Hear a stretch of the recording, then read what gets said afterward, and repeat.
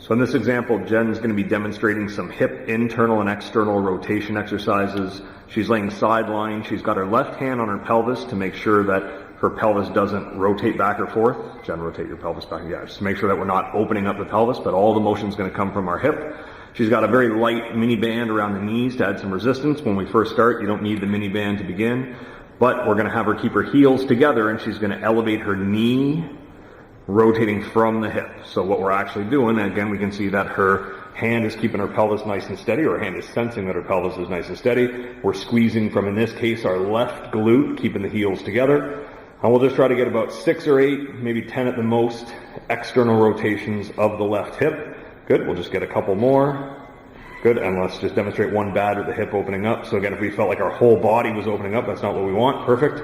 We'll keep that pelvis nice and neutral. We'll do a better one. There we go. Good. Excellent. And then one last one. And then we'll kick our leg out of the band. So after we've done 6, 8, or 10, the number of reps, we'll get rid of the band. We'll bring our legs in the same position. And now Jen's just going to hover her left leg about 4 inches in the air. We're going to keep the foot where it is in space, and she's going to repeat the exact same exercise, except now she's supporting the weight of the leg. So it's going to be a little tougher. We'll feel the glute really start to warm up. Good. And again, we'll just get about 6 or 8. Perfect. Then we'll bring the leg back down. So now the knees and the feet are touching again. Now the knees are going to stay still as the foot lifts. So now we're internally rotating the hip. Very good. And again, we'll keep the ankle at 90 degrees, rotating internally from the hip, knees touching. And we'll get about 6, 8, 10 repetitions, however many we're doing. Very good. Now we'll hover the leg again. Now the knee stays still as we internally rotate the hip. Very good.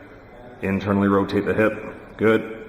And again, we'll get 6 or 8 repetitions, 10 repetitions, however many we're doing. Very good. We'll bring the leg back down. Now we're going to combine it all. We're going to push back through the heel as we extend, almost like you're kicking someone behind you. So straight back. That glute's going to be good and warm now. Good. And down. And same thing. We'll just get about 6, 8, 10 repetitions, pushing back through the heels, squeezing that left glute.